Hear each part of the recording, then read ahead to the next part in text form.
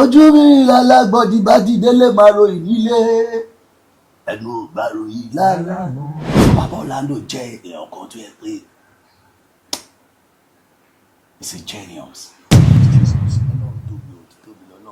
You know, Orlando is a kind of human being tó yẹ pé special. Ẹ ṣe ó bá lè yẹ wá o.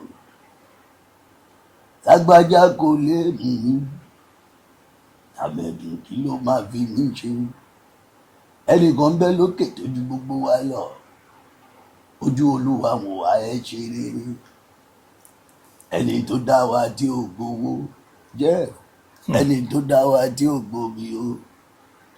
Ó fún wa lójú àfi ń rí ó fún wa létí àfi ń gbọ́ ó fún wa nímú àfi ń mí ó lẹ́wà ẹnu tí a ní a lè fi jẹun. Ẹ ṣe rere yé o ẹ ṣe rere ẹ ṣe rere kó ba lè yẹ wá o. Mo fẹ́ sọ̀tọ̀ kékeré kan ìtàn orogún méjì ni ọkọ tẹ́ ìyálé lọ́rùn omi sì yàwó gidigidi torí báyọ̀ mi lọ́wọ́ náà kò tí a ó máa ríra pẹ̀ láyọ̀ o. Ojú mi lálágbọ́dí bá ti délé máa ròyìn nílé. Edition of Unscripted with Jeff Owolewa. I have a very special guest in the building. This person is a musician. He's one of the hottest right now when we talk about canary genre of music in Nigeria. Join me as I welcome the one and only handsome Leke Jummy. Kí àwọn ará lé pẹ̀lú ohun kẹnẹrí orin yẹn. Ẹ gbé wa débẹ̀. Gbogbo ìpátá mo kí ọmọ Áfíríkà gbogbo. Gbogbo ìpátá mo kí ọmọ Nàìjíríà gbogbo. Iṣẹ́ ń kọ́ ṣó ń lọ déédéé ṣọmọ ń bẹ lálàáfíà ara wọn. Ẹkú látijọ́ ẹkú látijọ́ ẹni. Ojú tẹ́ fi rí mi ò ní fọ́. Etí tẹ́ fi ń gbọ́ mi ò ní di. Àmín. Lójó tẹrun ilé àlàkò gbúdọ̀ gbé owó a máa pọ̀ sí fún gbogbo wa. Leke Jummy ló ń pèdè àjẹ́ńké olókùnrin parada. You can call me memory because of my game so real. Thank you. Kí lorúkọ yín gangan, full name yín, ibo la bí yín sí? Orúkọ mi ni Adeleke Adéwálé Agboola Ọládìgbòlù. A bí mi ní Lagos State. But ìlú mi Ọ̀yọ́ Aláàfin. Ọmọọba ni mí. Èèyàn tó bá ti gbọ́ orúkọ tí mo fi hẹ́ǹdì Surname yín yẹn so ti yẹ kó yẹ straight tó bá jọ ọmọ Yorùbá tó tọ́. That is Aláàfin of Ọ̀yọ́. Olówó ládùúgbò bàbá gbàdé gẹ̀ẹ́sì. Ọ̀rẹ́ ajẹ́lẹ̀ pàtàkì tí ń bẹ lájùlé Ọ̀yọ́. Kí ló dé? Ohun yín yìí naturally bó ṣe wà náà nìyẹn. Ẹ̀bùn ni. Okay. Ìgbà wo ni ẹ bẹ̀rẹ̀ iṣẹ́ orin? Báwo ni journey into music? Ọlọ́fà o. Ìgbà tí mo bẹ̀rẹ̀ orin ó ti pẹ́ gan. Ẹ bá wa sọ̀rọ̀ yẹn sókè. Ìgbà tí mo bẹ̀rẹ̀ orin ó ti pẹ́ gan. Ó ti pẹ́ débi pé ìgbà tí bàbá Orlando wà láyé.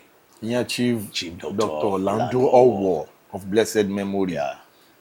Ni mo ti bẹ̀rẹ̀ orin, ni mo ti ń kọ orin, ni mo ti ní band. But then ó ní ibì kan tí mo ti lọ ṣeré.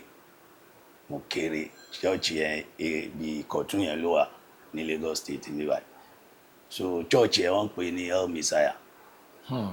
So chọ́ọ̀chì yẹn gangan ni mo ti play. So wọ́n pè mí pé kí n wá kọ orin. Pé ó máa kó àwọn instrumentalist professional lẹ́ẹ̀dẹ̀ mi pé kí n mú ilé gbé mi nìkan wá. So tó bá ti ṣe chọ́ọ̀chì yẹn tán after the service so a máa ṣiṣẹ́ pẹ̀lú one man wọ́n pè ọ ní Akin Atókì. Wọ́n ti ṣiṣẹ́ lẹ́yìn Ebenezer Oberi elégbé òbí ni wọ́n. So àwọn náà ti wá ní band wọn gbà yẹn. So èmi àti wọn lájọ máa ṣe iṣẹ́ yẹn. so nǹkan tí fẹ́ fàyọ̀ ń bẹ̀ ni pé nígbà tí wọ́n á ṣiṣẹ́ yẹn lálẹ́ wọ́n á gbé àwa parí iṣẹ́ yẹn wọ́n á gbé owó wá fún mi àwọn àgbàlagbà tó mi bí lọ́mọ ni o. owó tẹ pa ní ojú àgbò lórí stage yìí. wọ́n á ní tí bá kéré jù báyìí lọ pé chairman ni mí pé kí n pín owó yẹn ní pé àgbàlagbà ló train mi o pé mi ò lè pín irú owó yẹn láàrin àwọn àgbàlagbà bẹ́ẹ̀ yẹn. kàn pín pé anything tó bá ti fún mi ẹ gbà pé màá gbà. so àwọn bàbá yẹn ṣàforíkorí wọ́n á pín owó yẹn wọ́n ṣàfún mi lówó tèmi mo fún elégbè mi náà ní owó tiẹ̀. so ìgbà tí mo fẹ́ máa lọ ìkan wọn wá pè mí pé ó ní ọmọ kéré tó bá lè ronú báyìí epo yẹ káwọn ṣe lóore. ṣé wọ́n ń pe ẹ̀gbọ́n ẹ̀ ní Brahma course òun ni captain band Délé Abíọ́dún gbà yẹn Adáwà super. so àwọn náà play guitar fún mi wọ́n wà lamẹ́ríkà sí. so àwọn náà wá sọ fún mi pé Leke pé bóyá mo ní kọ tó pé o máa off sequence pé mo kì í follow sequence mo wá ní ká báwo mo ṣe lè mọ bí ṣe máa follow sequence. ìyẹn follow beat. no ó wà lórí strings lórí guitar. nǹkan tó jẹ́ kí music Orlando lè nìyẹn tó bá ti lè follow sequence yẹn ò ní mọ̀ gbé ó máa off. so mo wá ní báwo mo ṣe wọ́n wá ní pé pẹ̀lú influence àwọn as a captain Délé Abíọ́dún band báwọn máa mú mi lọ sọ́dọ̀ Orlando àbí tí bá rí Orlando báyìí ni máa tó lè mọ nǹkan tí àwọn sọ ẹ pé àwọn ò lè kọ́ mi. so mo wá ní kò dẹ̀ sí fóònù wọ́n ṣáà fún mi ní date ọjọ́ ẹ̀ bọ́ sí Wednesday. so mo wá lọ bá wọn bí ṣe lọ bá wọn àwọn á mú mi lọ sílẹ̀ Orlando.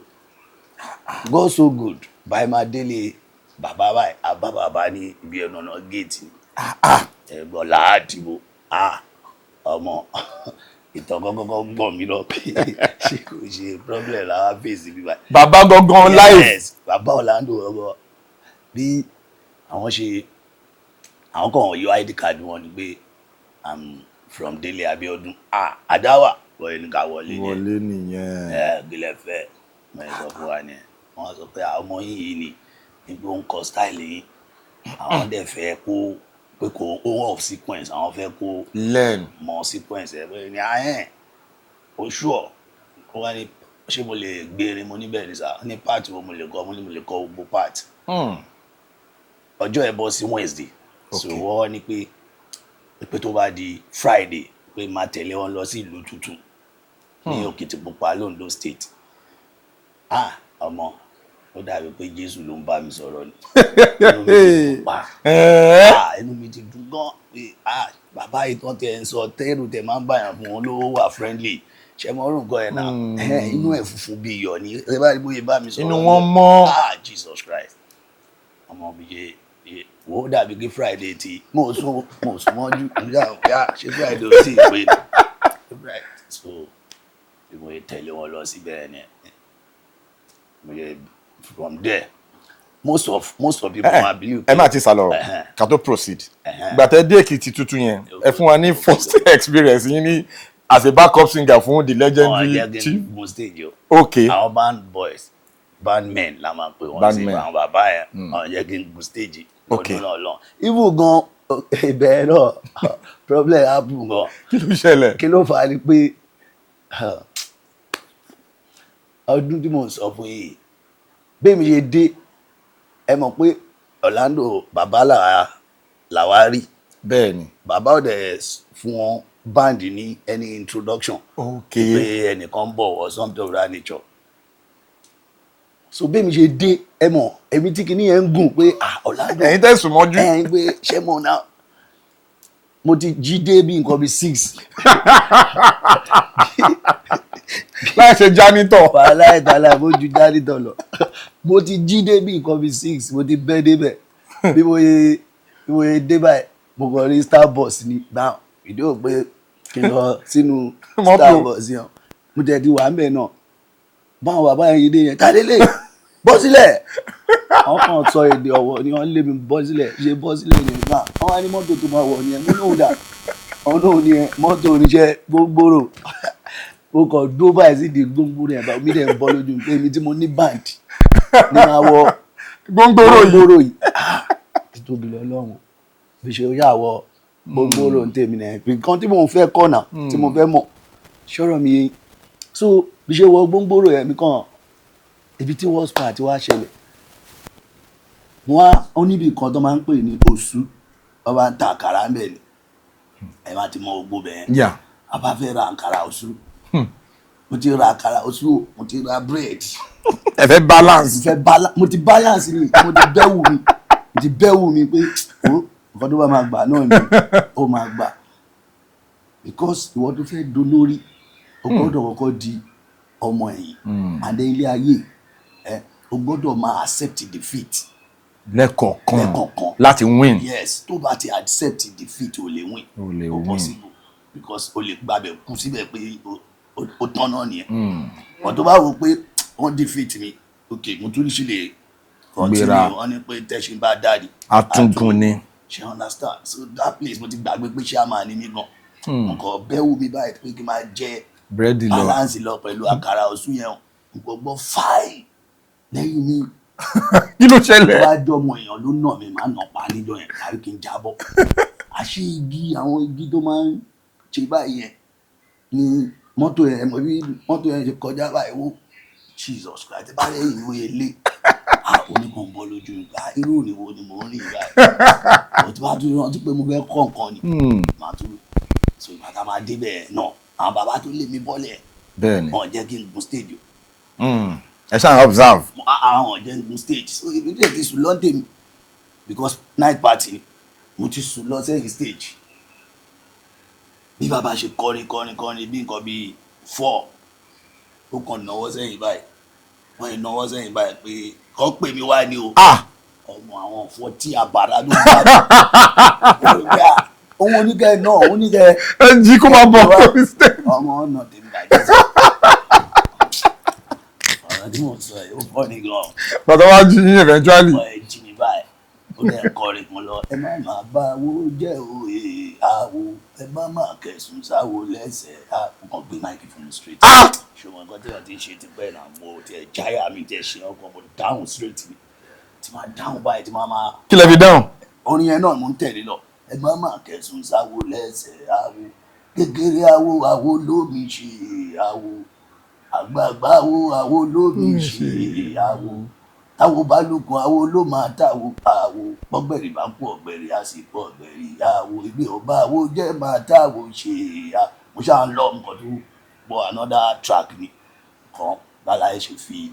track ò lè tún wọ̀ experience first one yẹn máa fún wa sẹ́ẹ̀. aṣọ ètètè ní wojú ọjọ́ àríbẹ̀rẹ̀ ní wojú àwa èrò ẹbọ ní pẹ̀lẹ́ ẹbọ àṣàṣì àpàlà àṣàṣì òkìtì ọgbọ́n tó bá ti jí orí ara rẹ̀ ló ń jíde láìṣẹ̀ láìro láì fọmọrogún fọkọ ẹni bá borí wa ní ibi bàbá lé ní báwo bàbá ni wọn ṣálábà ní ṣọ̀tá mọ́ àwòrègbègbè pé má bẹ̀lẹ̀ pẹ̀lú àjùwà yéyé àjùwà ṣáwà òwò àjùwà ṣáwà yé ṣáà fún lọ bẹ́ẹ̀ vibe lọ. bàbá ń wòyìn. kò lè kíyàn sí gbogbo àwọn alágbàlá kìnsìn tó yẹ pé àwọn old fans ẹ̀ náà wà pàtì ẹ̀ Òkìtìpupa nílùú tuntun nǹkan kíyàn lọ́wọ́ mo ń ju vibe lọ ọ̀yẹ́ gan ti dètè sílẹ̀ ọ̀hún wò pé ẹ̀wọ̀n tún lè ní ìpínlẹ̀ kún wọn ti fi question pa bàbá tó gbẹjọ. ibo ló ti rí. so at the end of the day gbàgbọ́ àṣírí ẹ̀ tán bàbá ṣe pè mí náà pé kí n wá bí ṣe wá ní àwọn fans wọn yẹn ti jókòó. bàbá ta ló mọ̀ ìgbé. ibo lẹ ti rí bọ̀bọ̀ yìí. wàhálà ẹni ọmọ mi ni o wọn ní ta ló bí fún ẹ. ó ní mú ìbálẹ̀ orúkọ ìyàwó ẹ̀ kan kọ́ ọ̀rọ̀ because kìíní ò ṣe ẹ ti understand that will be the second time tí máa rí bàbá sójú nìyẹn ṣe understand níbẹ̀ lẹ́sẹ̀kẹsẹ̀ ọ̀tẹ̀ bẹ̀rẹ̀ nínú band lọ sọ pé èmi lọ sọ pé tí ò bá sí èmi kò sọ Orlando àkọ́ ìgbàwo sí ìgbàwo. tẹ́lẹ̀ yóò tí kíní di wọ́n tó gbọ́n náà tí bàbá pè mí pé kọ́mí ẹ̀ ṣé nítorí pé àwọn ti fún mi ní mic mo ṣe lọ sọ kíní kọ̀ọ̀kan but Ọlọ́run ló fún mi lọ́gbọ́n Ọlọ́run ló fún mi lóye ọ̀rọ̀ ẹ̀ dùn mí gan but mo kàn sọ fún wọn nígbà tí ọ̀rọ̀ yẹn fẹ́ die down there because àlàyé bàbá wọn ti gan kò dẹ̀ sẹ́ni tó máa ṣe náà. Bẹ́ẹ̀ni oore ló fẹ́ ṣe fún yín. Yes mo wá súnmọ́ bàbá because bàbá ẹ̀ báwo náà máa ń pè kò kí n ṣe báyìí kò dẹ̀ ń fi gbá kan bọ̀ kan nínú kò ní fi dúdú pé funfun fún ẹ inú kan ni àwọn tó bá mọ bàbá Orlando dáadáa straight pace ni so bí ṣe súnmọ́ o ti rẹ́ emotion lára mi pé bóyá ń parọ́ ọmọ yìí ni mo kàn sọ fún wọn pé ẹni tó sọ pé èmi sọ báyìí yẹn ẹ bá ń béèrè orúkọ mi lọ́wọ́ ẹ̀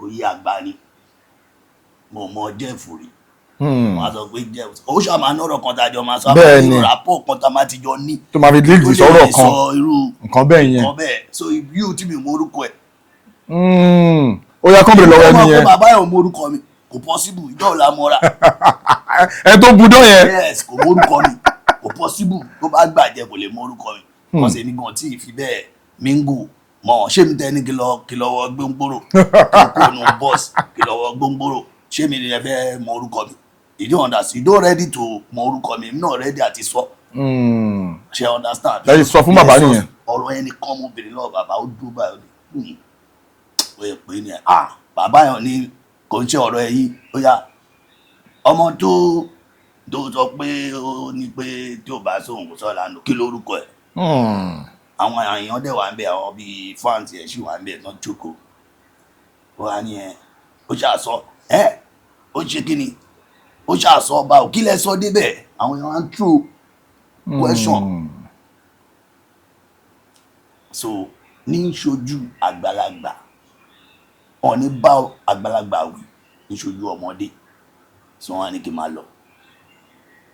ó ti yé mi. bí àárín yẹn ṣe kọ́kọ́ rí nìyẹn from there náà ni problem ti máa ṣẹlẹ̀ díẹ̀díẹ̀ because èmi gbà yẹn èmi ò ní bùkátà kankan mo lọ bí mo lára èmi nìkan náà ni mo lọ mọ́. tẹ bá ti jí ẹ̀yin bọ́ sí street ni. nígbà tá a bá lọ sí show ó níbi kan tó ń pè ní gbọ̀ngàn. gbọ̀ngàn. àwọn tó ti pẹ́ ní industry ti máa mọ gbọ̀ngàn yẹn kò sí ẹ máa dúró bẹ́ẹ̀ ẹ máa jẹun. ok. bí ẹ máa yà báyìí nínú gbọ̀ngàn ni ọ̀nà yẹn lọ sọ́dẹ̀ òmùlélẹ̀ lọ́wọ́ Gbénga Adébóyè ní gbọ̀ngàn yẹn ẹ máa jókòó síbẹ̀ àwọn o máa ráwọn superstar tó ń jẹun band o máa rí star boss lóríṣiríṣi. so kí ló fà á níbẹ̀ yẹn ní gbọ̀ngàn yẹn àwọn bàbá yẹn tó bá ti ra ẹran méjì iyán gbọ̀ngàn èmi máa ra ẹran méjì iyán máa dúra ọ̀yà. tí yín pọ̀. ní oníbùkátà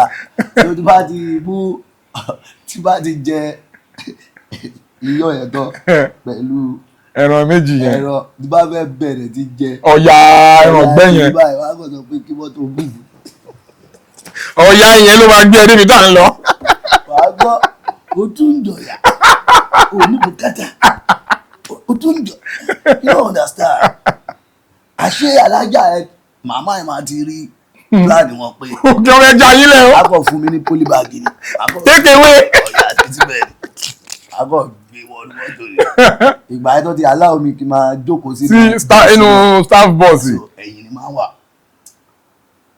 ẹ̀yìn lẹ́yìn. ẹ̀yìn la máa wà láti gbé ọ̀yà yẹn máa gbà ó tún gbé ọ̀yà yìí wọnú mọ́tò yìí lọ́wọ́ ìwọ gidi máa jẹ ọ̀yà mi tèmi ṣe understand ogun pọ̀ bọ̀ lé ní nǹkan ṣe understand àdúgbò lọ́dọ̀ lọ.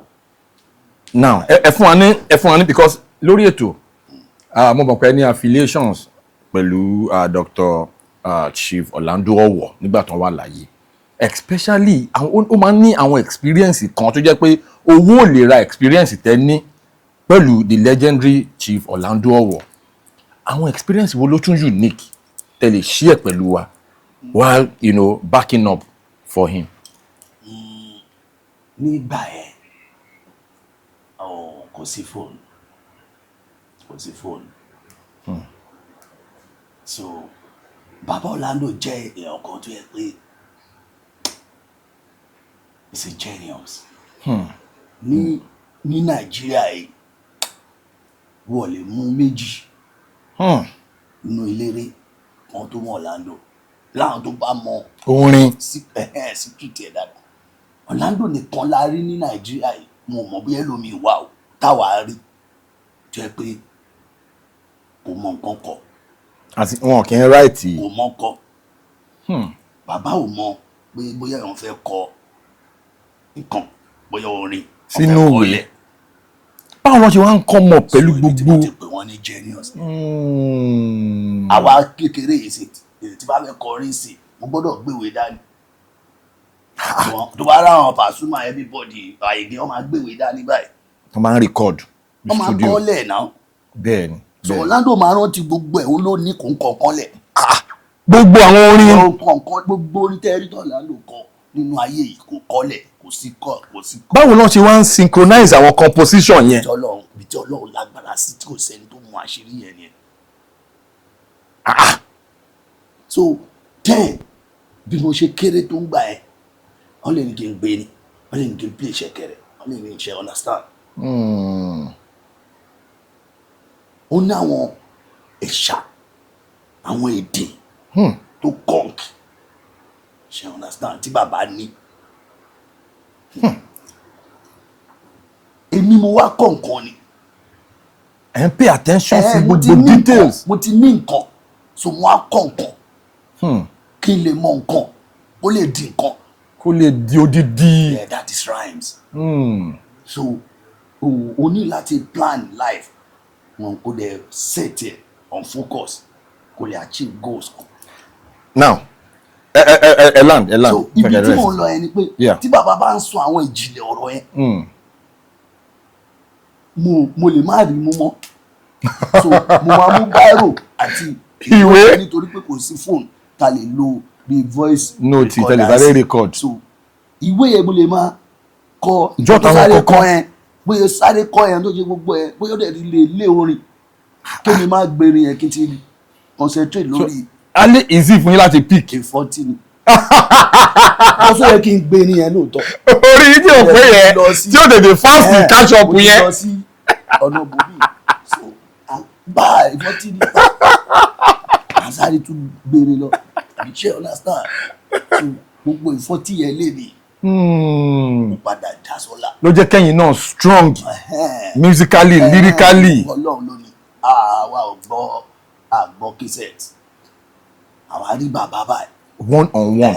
ẹ ṣe any albums pẹ̀lú wọn. ọgbẹ́ sí kájùmọ̀ ṣe Thanksgiving tó ṣe last. kí ni studio experience yẹn ṣe rehearse. ẹ̀bẹ̀ náà ni Jesus Ọlọ́run tóbi lọ́nà you know Orlando is a kind of human being tó yẹ pé special ni special one ó yẹ kó máa pè bàbá Orlando the special one ok tá a bá lọ sí Ọ̀wọ̀ àwọn apun òyà máa wà ní Ọbáyanjú International Hotel tó wá di 12 lóru la máa bẹ̀rẹ̀ rehearsal.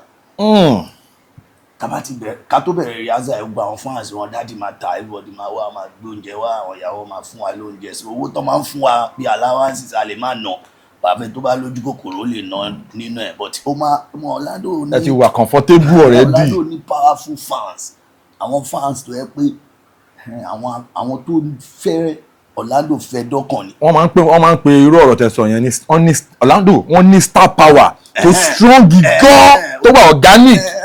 ẹlòmíì lè má jẹun lè kó fún Orlando nǹkan níbi tó.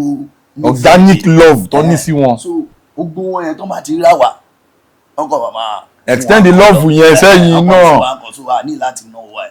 so ibi tí mò ń lọ gangan ni pé tó bá di ní 12 o'clock ta bẹ̀rẹ̀ rehearsal ẹ̀ a máa ṣe rehearsal tí bàbá ti kọ́ gbó yẹn ṣe mọ̀ pé onílù máa kọ tiẹ̀ àwọn strings máa kọ tiwọn percussions everybody lẹ́gbẹ̀ẹ́ máa kọ tiwọn akọ́lẹ̀ so bàbá nìkan ni òní kọ tiwọn lẹ̀ cause ọ̀ ní tán kankan so ibi tí mò ń lọ gangan ni pé tá a bá ṣe rehearsal ẹ̀ 2 weeks ní Ọ̀wọ̀ direct from Ọ̀wọ̀ à ń bọ̀ ní Decca studio direct yes ní Yaba tá a bá ti dé Decca ẹ̀ báyìí bam pé a fẹ́ bẹ̀rẹ̀ recording yẹn báyìí Jesus Christ ṣẹlẹ̀ bí gbé gbogbo nǹkan tá a lọ ṣe fún 2 weeks yẹn. rehearsal tẹ lọ ṣe yẹn. bàbá òkú kan ó máa wá kọ èyí tó dà.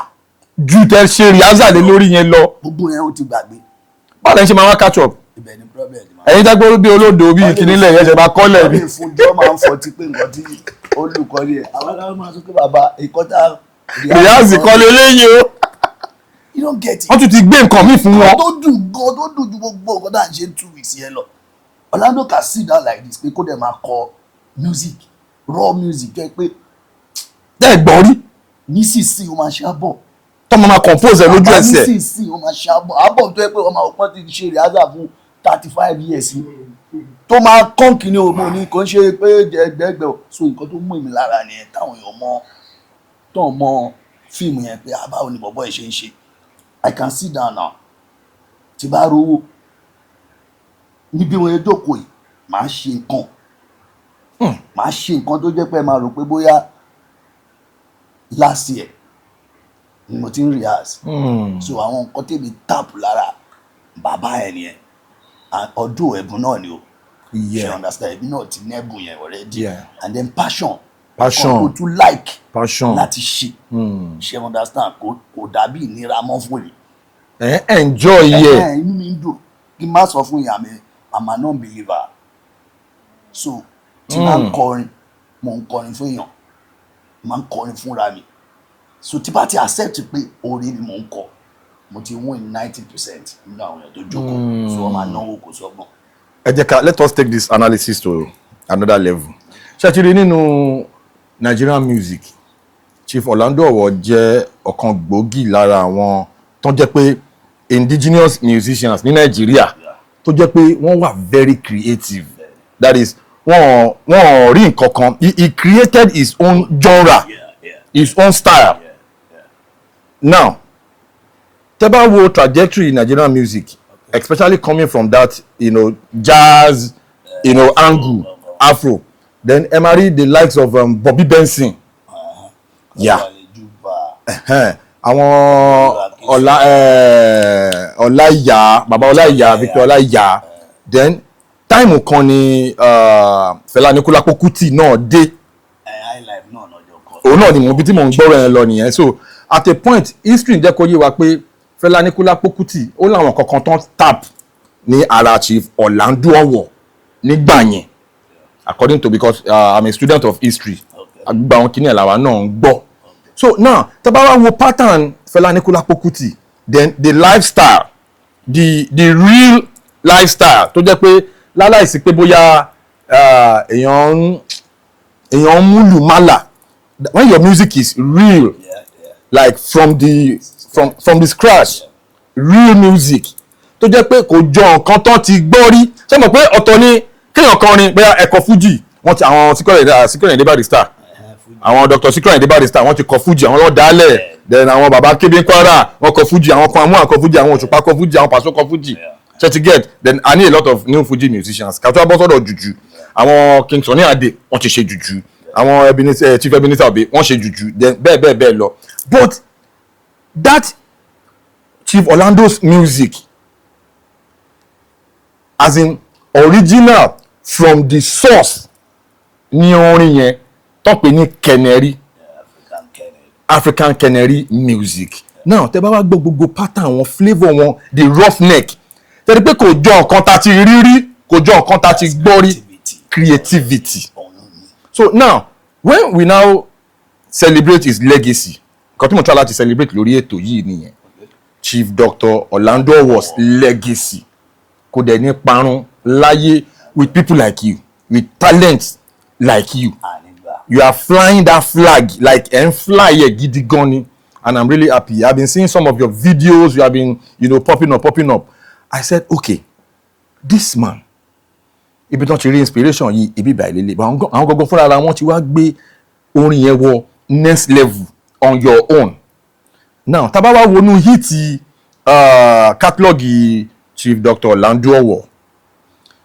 ara àwọn orin wọn tó jẹ́ pé orin tá a lè gbàgbé mọ́ láyé orin wọn tán kọ àsáró elépo rẹ́ṣúrẹ́ṣú ẹ ti gẹ́tì kan tó ń tọ́ láti sọ ẹ fún wa díẹ̀ ká kàn fi reminisce legacy bàbá. ẹ ṣe ẹ ṣe kó ba lè yẹ wá o ẹ ṣe yóò ẹ ṣe rere ẹ ṣe kó ba lè yẹ wá o lágbájá kò lè mí àmẹ̀dùn kí ló máa fi mí ṣe ẹnìkan bẹ lókè tó ju gbogbo wa lọ ojú Olúwa wò wá ẹ ṣe rere ẹni tó dá wa tí ò gbowó jẹ́ ẹni tó dá wa tí ò gbòbí ó fún wa lójú àfi ń rí ó fún wa létí àfi ń gbọ́ ó fún wa nímú àfi ń mí ó lẹ́wà ẹnu tí a ní a lè fi jẹun ẹ ṣe rere yé o ẹ ṣe rere ẹ ṣe rere kó ba lè yẹ wá o. Mo fẹ́ sọ̀tọ̀ kékeré kan ìtàn orogún méjì ni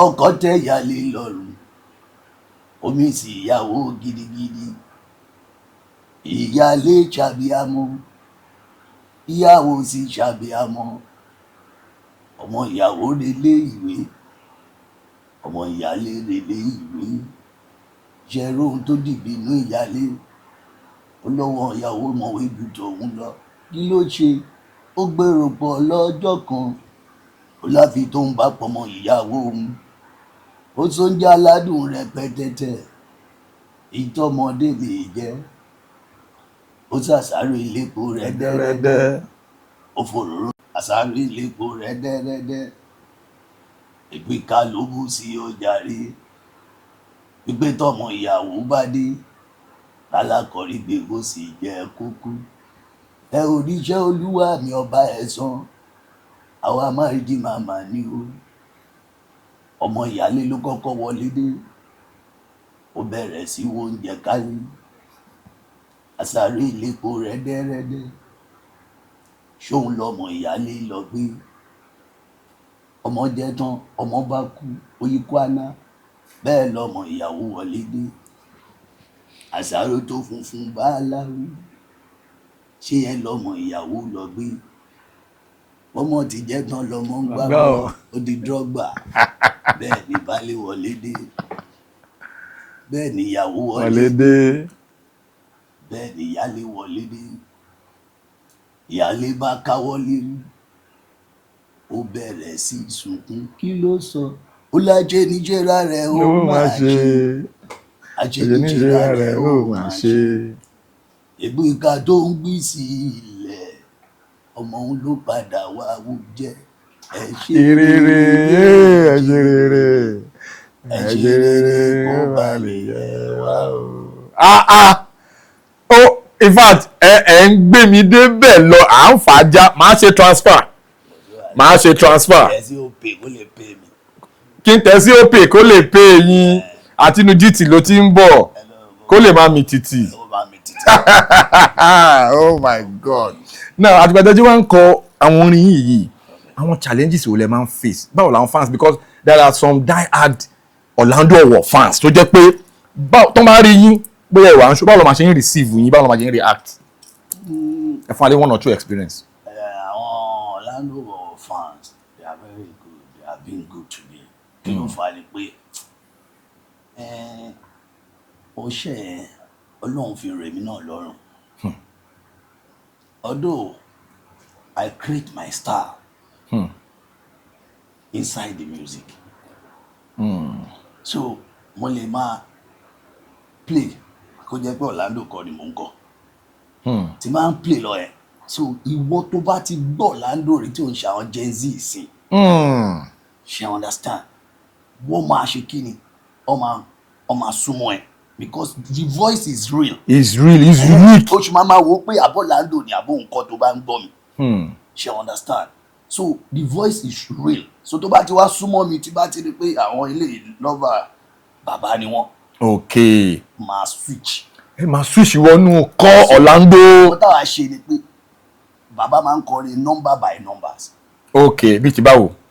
tó bá kọ bí irú àṣàrò epo rẹ́dẹ́rẹ́dẹ́ tí mo kọ yẹn. Okay number kan nìyẹn.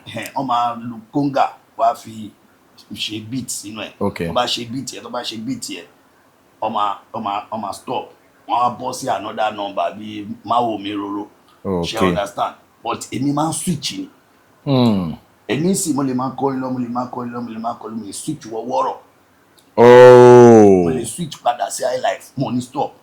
Okay. She understand. Percussion yẹn ṣì ń lọ. Mama Lord, that is I base my music on percussion nítorí pé ìlú làwọn èèyàn ń jó sí. Ìlú làwọn èèyàn ń jó. Gen Z ṣe kò sẹ́ni tó mọ bàbá Orlando ṣọ̀rọ̀ mi yìí ó lè jẹ́ bàbá wọn ló ń gbọ́. Yeah. So the tune tèmi ní ẹ̀ ó máa kọ́ wọn. Physically looking me. She understand. Yeah. Ẹ̀dọ́ ni mo fi attract Gen Z. Ó ti yé mi. You think pé bóyá mo fẹ́ kọ hip hop ni or something of that nature. Tó bá rí mi but tó bá gbọ́ music ẹ̀ ó máa fara balẹ̀ gbọ́ ni pé kí lè gbọ́n ìtún kọ́ kí ló ń gbé kalẹ̀ yìí. Before you know it ó máa jó. Bẹ́ẹ̀ni. Because ó máa wọ̀ ẹ́ lára. Bẹ́ẹ̀ni. Ó tètè wà catchy.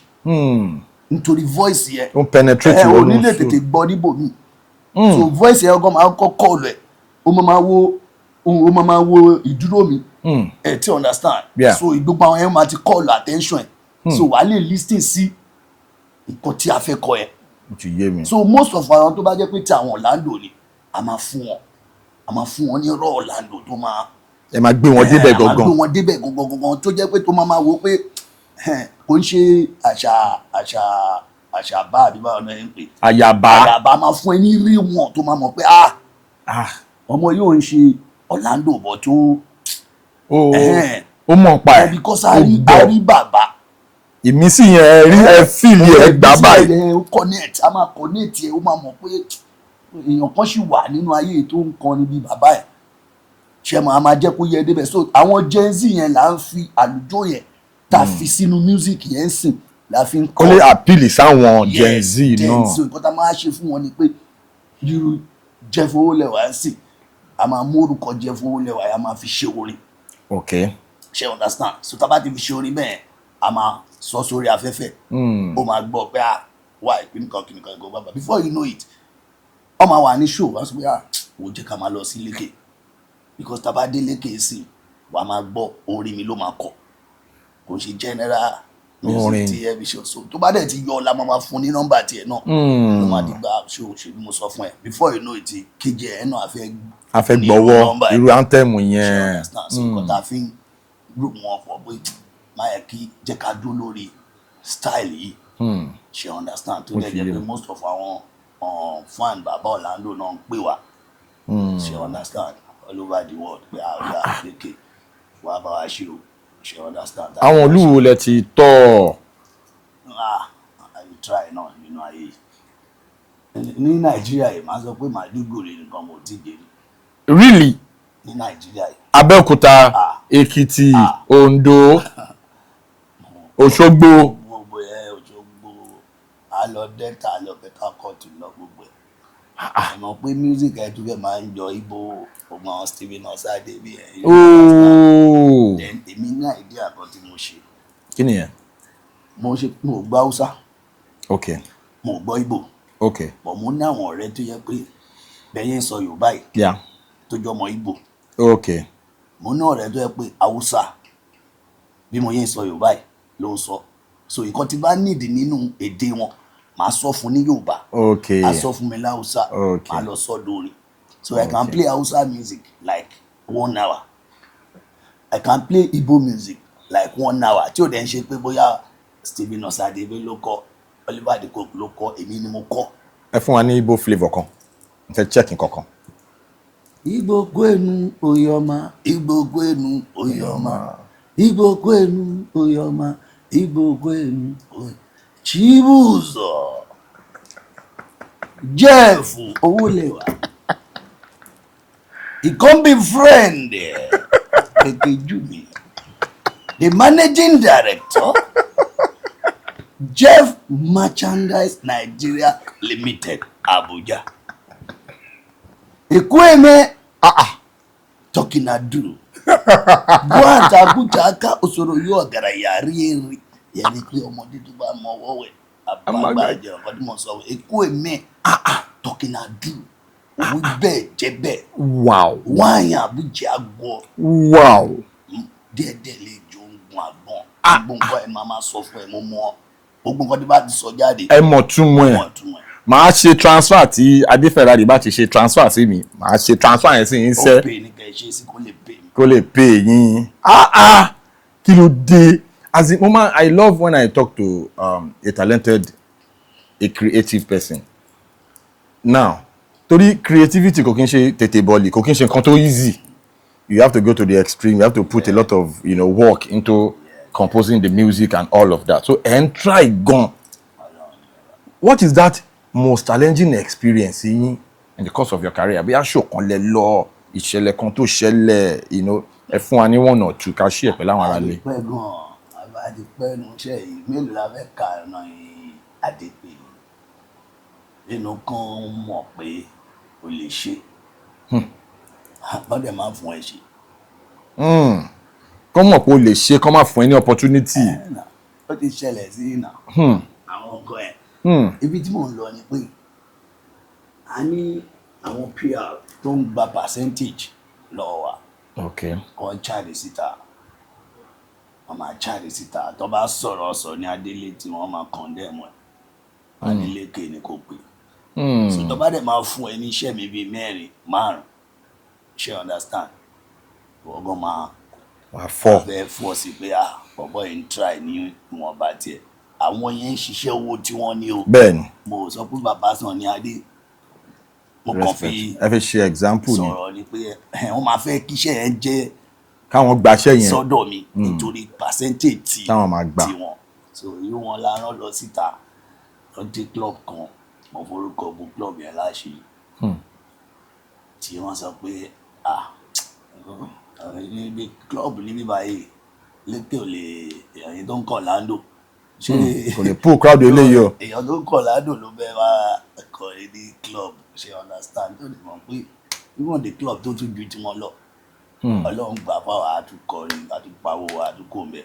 So ibi tí mò ń lọ ọgbọ́n ni pé the club all reject me. 10. So ọjọ́ kan wọ́n wá ń ṣe show ní club yẹn. So wá ní babaláyé mi kan yẹn dé láti Amẹ́ríkà. Pé ní Leke jẹ́ ká ṣe lọ sí club ọ̀rẹ́ òun kan kìíní kan bẹ̀ àwọn pé àmì ò fẹ́ lọ sí club yẹn ní kí ló dé ẹ ká ṣe lọ́jà rí bọ̀bọ̀ kan play bẹ́ẹ̀ pé ọ̀rọ̀ dẹ̀ ti invite am ṣùgbọ́n ẹni tí ó dẹ̀ dé láti Amẹ́ríkà tó jẹ́ pé why tó yẹ jẹ́ pé mi ló choose pé ká ṣe lọ. Jáde. Èmi náà dẹ̀ níṣẹ́ ń jọ ẹ̀ mo bá tẹ̀lé bá dé club yẹn bẹ̀rẹ̀ jókòó inú ọ̀dẹ̀ mutí mo mu sìgá mo mu kọ́kọ́. Mo tí ẹ mu sìgá. Mo kí mu kọ́kọ́. Báwo lẹ ṣe wá ń kọ àwọn oníjẹ́ nǹkan yẹn? Just inspiration mo kí mu kọ́kọ́. So aṣá àjókòó síbẹ̀. Kí n mu kọ́kọ́. Aṣá èmi kàn mú. Omi lẹ mú tí.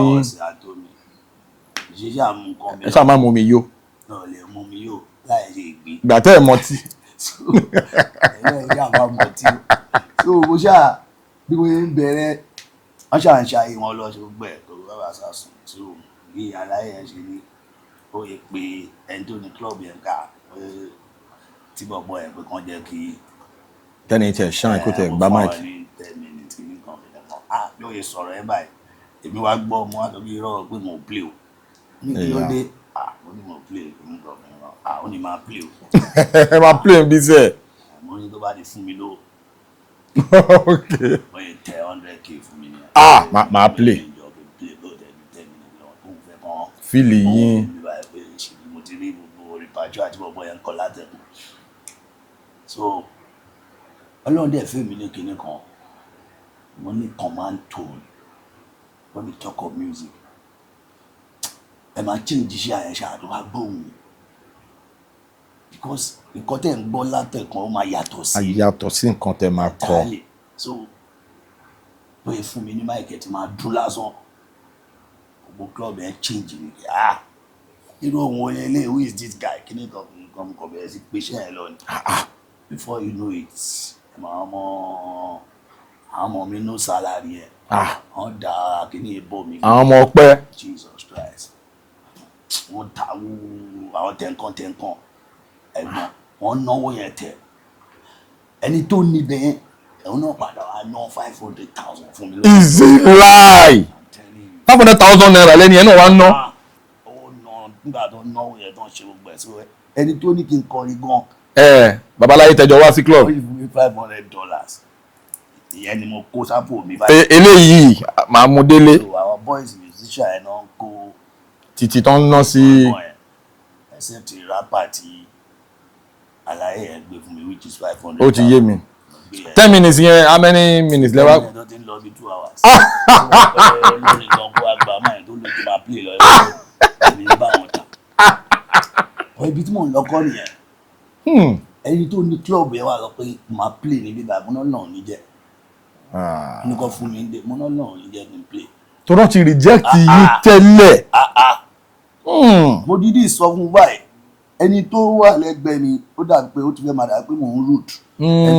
babaláyé tó gbé yín wá. wọ́n á explain fún un pé club yìí àti wá ipe ẹlẹ́kẹta gan ni mo sọ fún àwọn pípọ̀ yẹn pé kọ́ máa wá sí ibẹ̀ mọ́. wọ́n ṣẹ́ǹkì yín. wọ́n á ní òun kọ́ ò pé management bóyá ní kọ́ lọ pé manager wa ní. àwọn fẹ́ sáàkì manager yẹn pé. manager wa ní ó ní wọ́n sọ pé a lè pull crowd ìta pull nǹkan mo ní èmi nìkan ni mo wà o.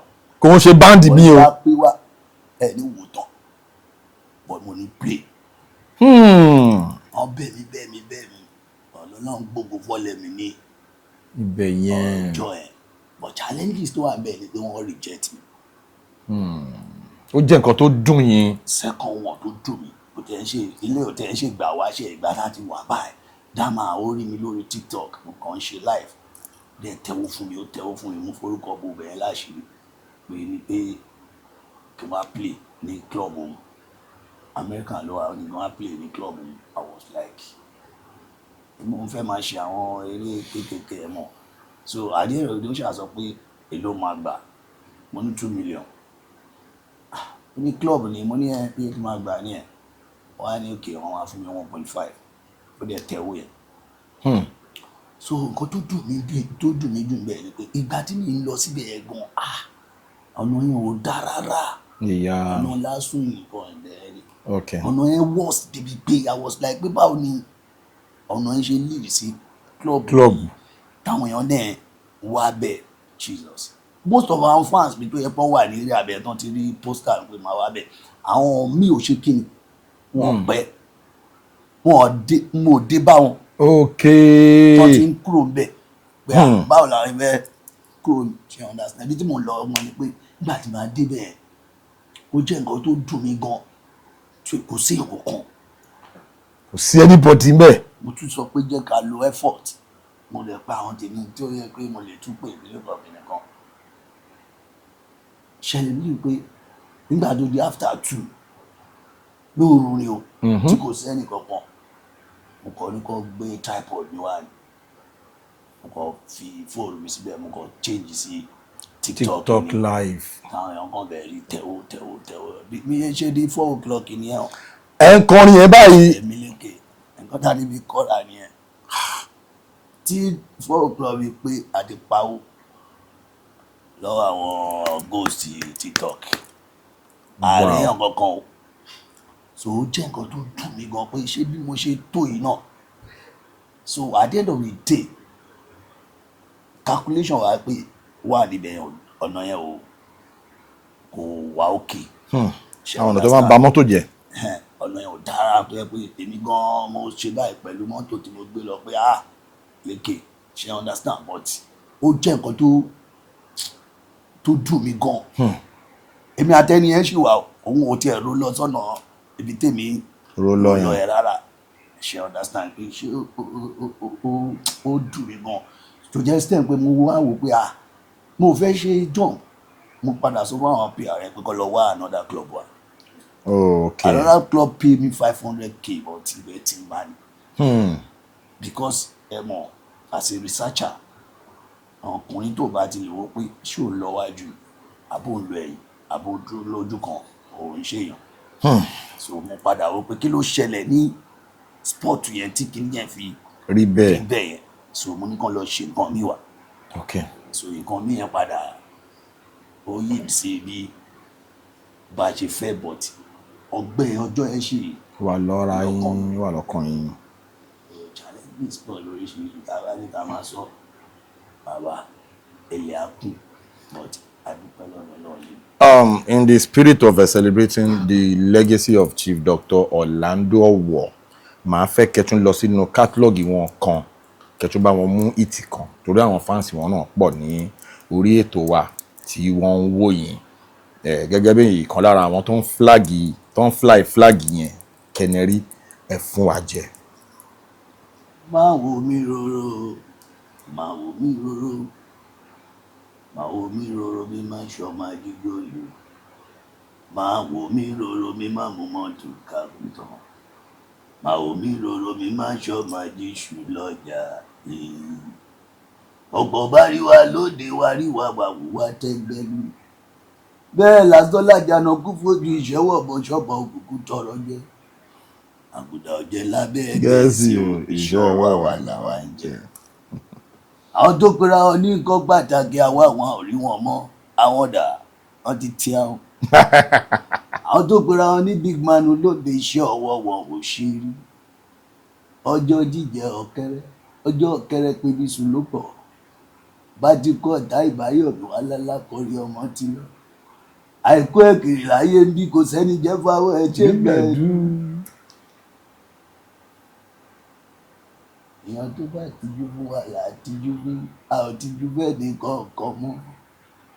olúwa ò máa ti rí inú mi dákun wá fèrè síṣẹ́ mi ẹ má wulẹ̀ pé wàhálà àmúgbó mọ́ amúlùdù lórúkọ tiwa ẹ má wulẹ̀ pé wàhálà lágbè mọ́ amúlùdù lórúkọ tiwa ọgbọ́n ìbò bí dídùn ṣẹ̀wà róònù ẹ̀ pé péjì ara mi lólòdì ò bá kú ojú ni ọ̀gbọ́dọ̀ gbẹ́gi ara mi bí kò bá pa mí lọ́jọ́ má bí iṣẹ́ orí dára fáyé bí ó sí ọlẹ́yìn ní bàbá tá ló lùrọ̀ lọ́wọ́ olúwa lálábàárò mi olúwa lálábàárò mi lálábàárò mi olúwa lálábàárò.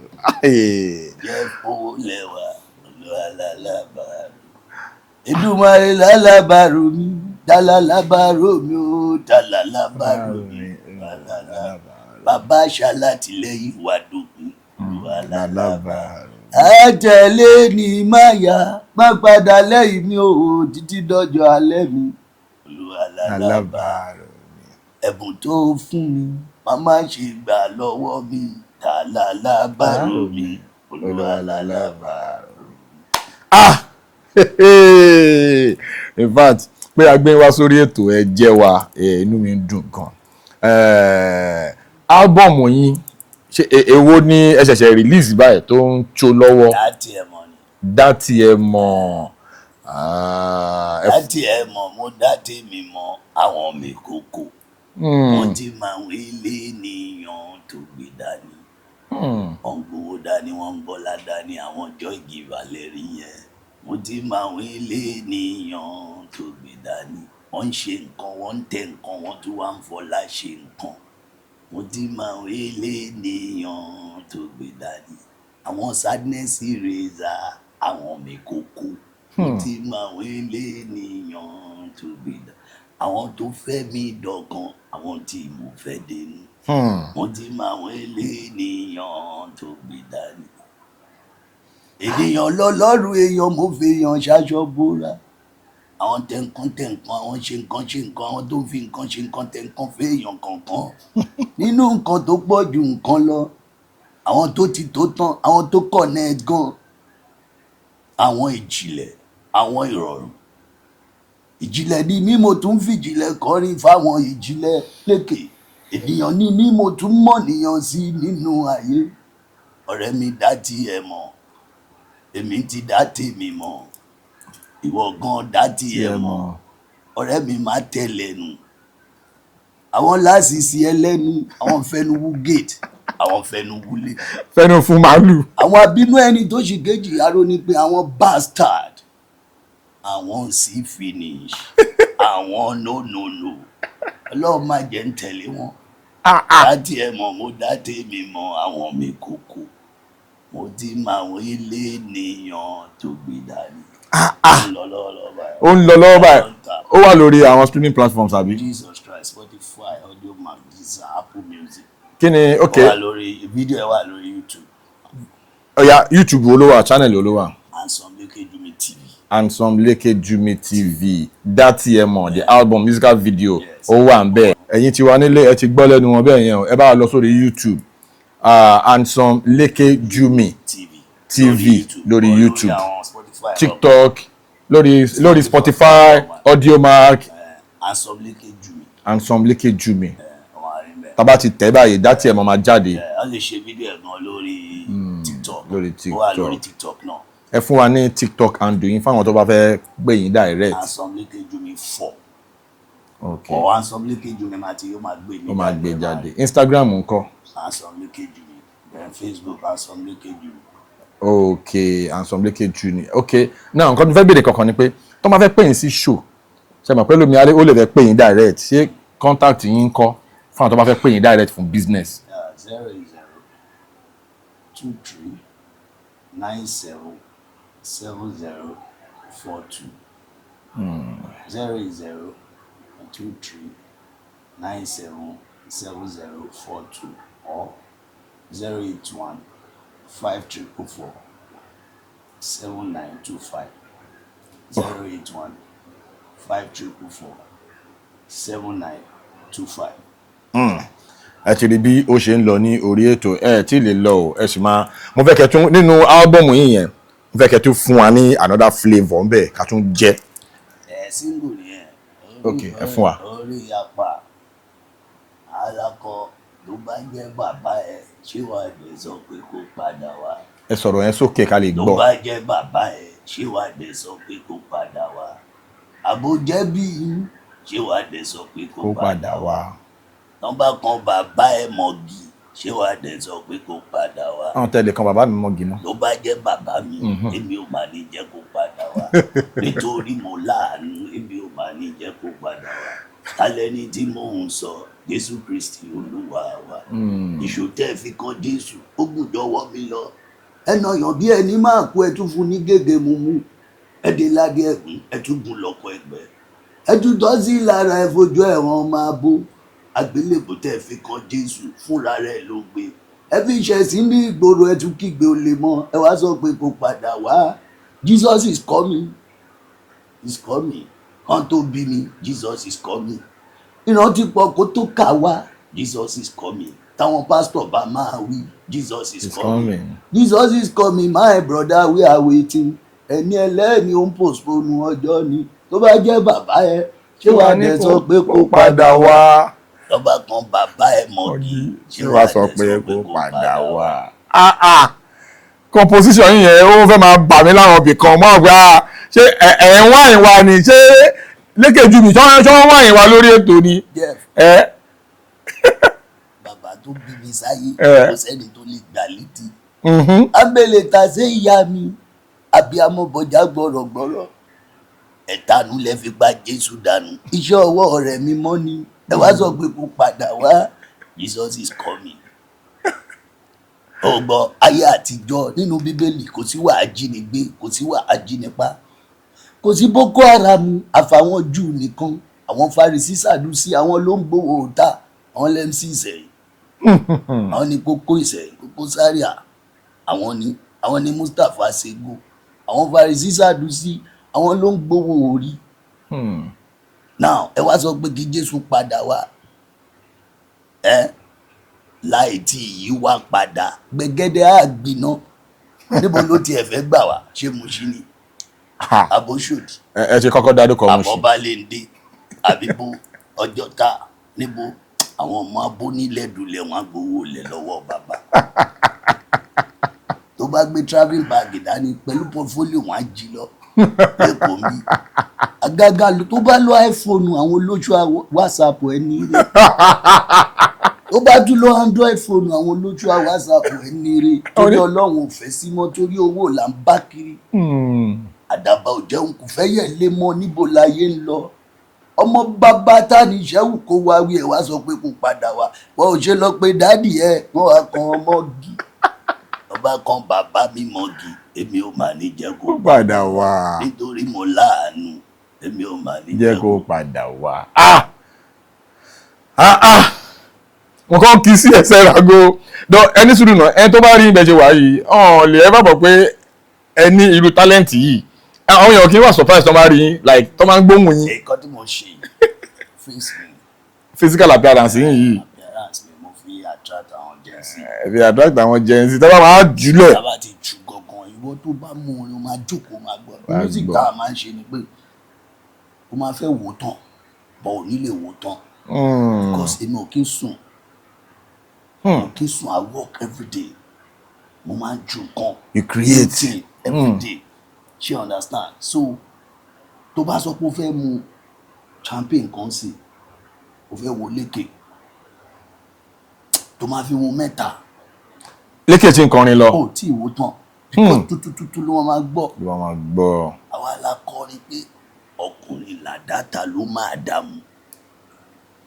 ṣé o bá yẹ. ọkùnrin làdá ta ló máa dààmú. ta ló mú àdá yẹn mú. ọkùnrin làdá ta ló mú àdá yẹn mú. obìnrin màdàmú. obìnrin ló lè bọ́kùnrin. ọkùnrin làdá ta ló máa dààmú. obìnrin màdàmú. ẹ̀gbọ́n náà kí lórúkọ wọn obìnrin màdàmú. mo forí sọ pé kí lórúkọ wọn obìnrin màdàmú. ẹ̀yọ́nú ilé èmi ń wá èmi ò wá jà ẹlẹ́yẹ. ẹ̀yọ́nú ilé èmi ń wá èmi ò wá jà abíámú. obìnrin mà ní wọn àwọn ṣáni mọ́dà mi. Jeff abíámú mà ní wọn àwọn ṣáni mọ́dà ẹ̀. àwọn ṣáni mọ́dà mi àwọn ṣáni mọ́dà gbogbo wa. obìnrin àtẹ̀yìntàn láyé ìyá àgbà abíámú. àtùpà ayé àtùpà ọ̀run ìmọ́lẹ̀ ọlọ́mọlà jígí ńlá. jígí tí ò gbọ́dọ̀ fọ́ aṣọ tí ò gbọ́dọ̀ ya. aláṣọ púpọ̀ lára abíámú bọjá gbọ̀rọ̀gbọ̀rọ̀. bàbá ká tó lọ náà ká tó lọ yẹ ẹ tún máa padà sínú archive Chief Dr. Orlando Owoh. Èmi love experience dáadáa orin yẹn. I love the story behind it. I love because it taught us a lot of things about our students of history, students of art. So okowa ẹ fún wa ní experience. alágbọ̀n. bẹ́ẹ̀ni. ní ọkọ̀ fún ẹni ẹ jíṣẹ́ ní fún Bọ́lá Ṣadé mi a ó máa ríra pẹ́ láyọ̀ o. tó bá bí i pé bó ní mo wà ẹ má sọ fún pé mo wà lálàgbọ̀n. tó bá bí i pé bó ní mo wà ẹ má sọ fún pé mo wà lẹ́wọ̀n. ẹ má sọ fún pé mo ti rìn jìnnà ó ti pàṣẹ ojú mi. àmọ́ torí báyọ̀ mi lọ́wọ́ narcotic a ó máa ríra pẹ́ láyọ̀ o. tó bá rí pé mo pẹ́ kó fẹ́ lómìíràn a ó máa ríra pẹ́ láyọ̀ o. àmọ́ ṣá tí mo bá ṣẹ̀ wọ́n mo tọ́jú ilé fún mi mo tọ́jú búkì kékeré fún mi a ó máa ríra pẹ́ láyọ̀ o. ó Ṣadé mi o ọmọ ládùúgbò yìí torí báyọ̀ mi lọ́wọ́ narcotic a ó máa ríra pẹ́ láyọ̀ o. sọ èdè wa ni kí n máa fún yẹn ọmọ nígbà. ojú mi lálágbọ́dì bá ti délé máa ròyìn nílé. ẹnu ò gbà ròyìn lálágbọ́n. ẹnu ò gbà ròyìn lálágbọ́n. ọkùnrin lálágbọ́n obìnrin lálágbọ́n. ọkùnrin lálágbọ́n obìnrin lálágbọ́n. mo mọ orí ayé lálágbọ́n mo mọ gàdúgbò lálágbọ́n. mo mọ ya kìlómẹ́ lálágbọ́n. mo mọ ọjọ́mọ lálágbọ́n. mo mọ àǹtí ayọ̀ lálágbọ́n. ìpọ́tẹ́sùsì lálágbọ́n. mo mọ lẹ́yẹ lálágbọ́n. lọ́wọ́ mú ẹ lálágbọ́n tọ́wọ́ alágbọ́n bá tẹ̀. oríṣiríṣi ìyàwó àfi jẹ́ fáfá tìmọ́lé pa ẹ lórí. àwọn tí mo dárúkọ lálágbọ́n tọ́wọ́ mọ́ bàjẹ́ àwọn oníṣègùn lálágbọ́n.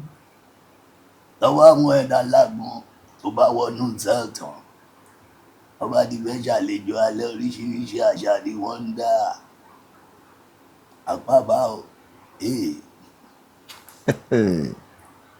lọ́wọ́ àwọn ẹ̀dá lágbọ́n tó bá wọnú sẹ́ẹ̀tàn ọba ti fẹ́ ṣàlejò alẹ́ oríṣiríṣi àṣà ni wọ́n máa ń dá.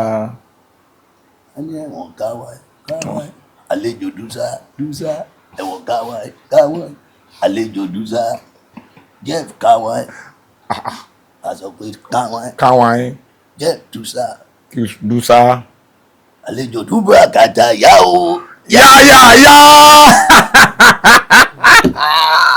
ìpò yóò ẹ̀wọ̀n káwọn ẹ̀wọ̀n dúsá gírígírí o ẹ̀wọ̀n káwọn yóò ẹ̀wọ̀n dúsá àlejò káwọn àlejò dúsá àlejò dúbọ̀ àkàtà yá. kò ojú yìí kò jọ ẹ tó ń kọ orin bẹ́ẹ̀ yẹn o. àgọ́dọ̀ àbí mú ọ náà. boy kí ló fẹ́ kọ́ tábà ti tó lẹ́tọ̀ọ́ ṣùgbọ́n tó bá ti wọ̀ ó ti set ẹ máa jó ẹ ní jó tẹ̀ wow tí music ò bá dùn láì máa sọ pé kìíní kan tó bá máa fi dúró 5 minutes àfi kó tó bá ti lọ ó dúró 5 minutes. ọkàn níjẹ́ mu ògò kan. ìyẹn ti igun kan yẹn ní kọ́kọ́ a lè dárúkọ àwọn èèyàn tó yọ pé wọ́n náwó ní fún èèyàn wọ́n náwó ní fẹ́lẹ́ tàdé brókè lókè ọ̀bọ̀ ìrògùn ni kò ń ṣoògùn oògùn kan you need to sit down and get research kí la tó fẹ́ fi dùn àwọn people you know so tó bá ti tún kọ́ message ní music tó bá tún tó real tó wà creative ó máa catch tó bá ti catch wọn ti kí ni ara tí wọn máa fi ìdùnnú yẹn náwó you understand wow pé wọn ní náwó yẹn irọ́. In fact inú wa dùn gan láti níyìn ní orí ètò ẹ ti fún wa ní social media and yín ẹ ti fún wa nọ́mbà yín torí àwọn fans tó bá fẹ́ fàájà pẹ̀lú yín direct àwọn fans yín ẹ kí wọn káfí sign out lórí ètò.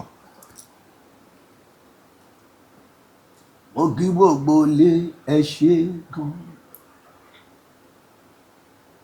ọ̀gànjọ́ lẹ́yà jẹ́ tójúmọ́ bá ti mú agbóhùn ẹyẹkẹyẹ ọ̀gànjọ́ lérè mi ń dùn sí ọkọjà àdìsọ́lá èròyà wá wéré mi wọ́n ti lòdùn gan èròyà wá ẹwà wòran èmi ọkọjà àdìsọ́lá ọmọdé ń jó àgbà máa ń jó ìkókó ń pàtẹ́wọ́ èròyà wá ẹwà wòran èmi ọkọjà àdìsọ́lá mo kí gbogbo yín pátápátá ojú tẹ́ fi ń rí mi ò ní fọ́ etí tẹ́ fi ń gbọ́ mi ò ní di ẹni tán ẹni kan ẹni rọ ẹni tẹ ẹni ṣìṣe àmín ìjà mọ̀lẹ́yìn ẹkùn ikú ò ní já gbogbo wa lẹ́yìn gbogbo wa àmín lórúkọ Jésù lọ́lá sátírà mọ́ọ̀lì lọ́lá eriwo ya yàláwù eriwo ya hallelujah tọ́lọ́hun ní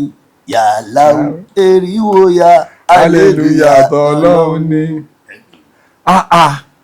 One last thing tí mo fẹ́ béèrè ni pé ẹ má bínú ṣé ti rí ọrọ̀ ajé yìí náà ni now as one of the proteges of Kenery's legacy àwọn nǹkan wo lẹ ń ṣe torí a mọ̀ pé celebration wọ́n fi ń celebrate legacy Fẹlá Aníkúlápó Kútì every year tàwọn ti vibration náà wọ́n ṣẹ̀ṣẹ̀ ṣe 15 years remembrance Barrister kọ́lọ́n fi oríjì Barrister kọ́lọ́n bu yẹ̀pẹ̀ burúkú kúrò ní ojú wọn now àwọn nǹkan wo lẹ ń ṣe láti fi celebrate legacy Chief Dr. Orlando Owoh àwọn ìgbésẹ̀ wo lẹ ń gbé. Every November 8th okay la máa ń ṣe Orlando Owoh Day. Orlando Owoh Day. Yes. Okay. Ní Blue Roof LTV8. LTV8 ní Ìkẹjà so a ṣe first one ní last year. Okay. Every year la fi máa ṣe bí wọ́n ṣe ń ṣe celebration. November 8th. November 8th. Every November 8th la máa ṣe. So every November 8th ni official day. Yes. Chief Dr. Orlando Owoh. Everybody máa wọlé. Wáyé àwọn tó wá láti America wá láti all over the world.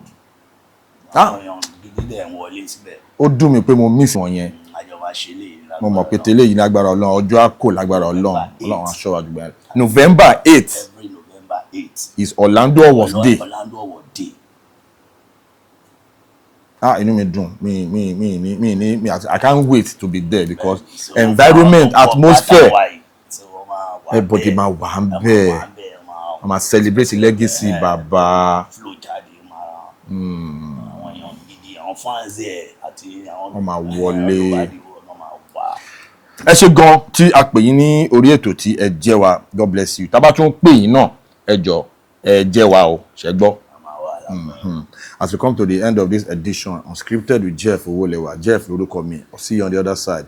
Thank you so much, ẹ̀yin tiwa, for the love. God bless you. Hala.